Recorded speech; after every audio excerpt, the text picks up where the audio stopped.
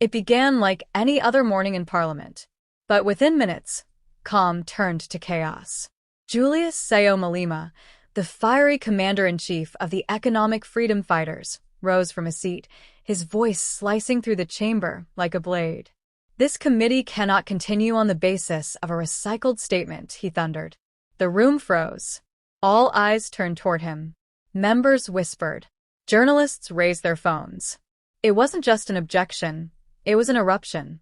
The red berets behind him sat upright, fists clenched, ready. They knew that tone. When Malema spoke like that, something was about to explode. At the center of it all stood KwaZulu-Natal Police Commissioner Lieutenant General Nhlanhla Mkhwanazi, the man whose testimony was expected to shake the political foundations of South Africa. His appearance before the ad hoc committee had been hyped for weeks. Some called him a whistleblower. Others called him a liability. But now, before he could even speak, Malema had slammed the brakes. Malema accused Mkhwanazi of submitting an invalid statement, a document not written for Parliament, but borrowed from another forum, the Madlenga Commission. "We are here to examine facts submitted to Parliament," he declared, pointing toward the committee desk, "not copy and paste documents drawn from elsewhere." The air grew thick with tension. Some MPs exchanged glances. Others murmured angrily. The committee chairperson, Faith Mkhwanazi, looked visibly unsettled. It was supposed to be a straightforward day, testimony, questions, headlines. But Malema had flipped the script. He argued that Parliament was becoming sloppy, that its processes were being compromised to fast-track political outcomes. "If this is allowed," he shouted, "then Parliament becomes a dumping ground for recycled evidence." His words echoed through the room, cutting across party lines. Members of the ruling party frowned. Others rolled their eyes. Some accused him of grandstanding, of hijacking proceedings to make himself the story. But for Malema, this wasn't about theatrics, it was about control. About ensuring that the rules weren't bent, even when they stood in the way of convenience. Faith Mkhwanazi tried to restore order. Her gavel struck the table repeatedly, the sound sharp and metallic. "Honorable members," she pleaded, "we will suspend the sitting for legal advice." But the damage was already done. The tension in the chamber had reached boiling point. Mkhwanazi, who had been sitting quietly through the storm, maintained a poker face. His lawyer, shifting uncomfortably in his seat, rose to speak. "Chairperson, the supplementary statement was filed properly," he said. "There is no deviation from parliamentary requirements." Some viewers praise Malema for defending due process.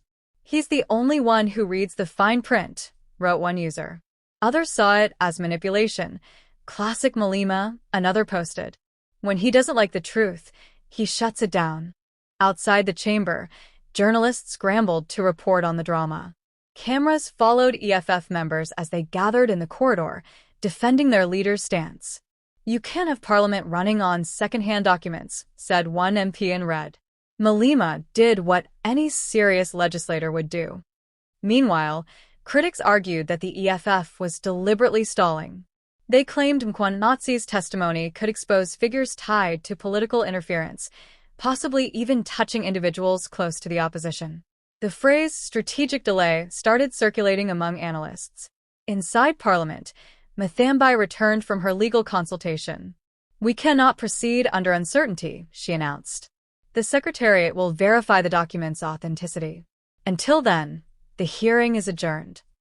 Her tone was firm, but her eyes betrayed frustration. She knew what this meant, another delay in a process already under national scrutiny. As MPs packed their files, some sighed in relief, others in anger. Mkhwanazi remained seated, unmoved, waiting for the cameras to shift away. For him, this was just another obstacle, one he'd expected. But for South Africans, it was yet another episode in the political soap opera that never seems to end.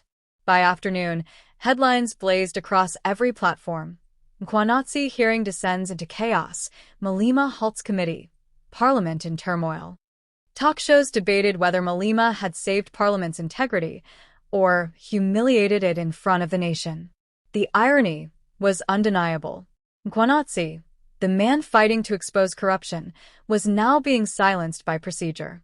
And Malema, the man fighting for procedure, was being accused of protecting corruption. It was a perfect South African paradox, truth and power colliding in a house built to uphold both. As night fell, the conversations didn't stop. Taxi drivers argued about it on the radio. University students debated it in cafeterias. Older citizens shook their heads. Parliament is becoming a stage, one caller said during a live talk show. And Malema? He's the lead actor. Yet even his critics admitted, when Julius Malema speaks, the country stops to listen. Within the EFF, reactions were mixed. Senior members hailed their leader as a protector of order. He stopped a procedural blunder, one insider claimed. But others whispered privately that the party risks looking like obstructionists. Always loud, always confrontational, rarely strategic. Opposition parties wasted no time firing back. This was not about law, said one DA member. It was about ego. The ANC benches, while quieter, seemed secretly amused. After all, chaos in Parliament rarely hurts the ruling party. It simply makes everyone else look disorganized. Still, one undeniable truth emerged. Mkhwanazi's testimony mattered. The man's allegations about SAP's interference could reshape how South Africans view law enforcement and political accountability. The delay might have protected some, but it also heightened public interest. People now wanted to know exactly what Mkhwanazi was going to say. Security officials confirmed later that his protection had been tightened. Anonymous threats had reportedly been made. And so, the silence around him became even more ominous. What secrets did he hold that made so many nervous? Meanwhile, the EFF issued a statement defending Malema's actions. "We are not against testimony," it read. "We are against irregularity." But political commentators quickly pointed out the pattern. Malema's greatest strength has always been his ability to blur the line between procedural defense and political disruption. Did you expect this twist? Do you think Malema's stand was noble or tactical? For many South Africans, this wasn't about sides anymore. It was about fatigue, the exhaustion of watching Parliament, once a place of hope, descend into endless arguments that seemed to serve the powerful more than the people. One thing was clear: when Parliament reconvenes, all eyes will be on that same table. Will Mkhwanazi finally speak? Or will politics silence him again? And if he does, what truths will he reveal about the system that's supposed to protect the nation? This is more than Malema versus Mkhwanazi. It's South Africa versus itself, democracy on trial, integrity under fire, and trust hanging by a thread. Because when politics meets truth, someone always loses. If you believe South Africans deserve the truth, like this video, share your thoughts in the comments, and subscribe for more real stories that uncover what others won't say out loud.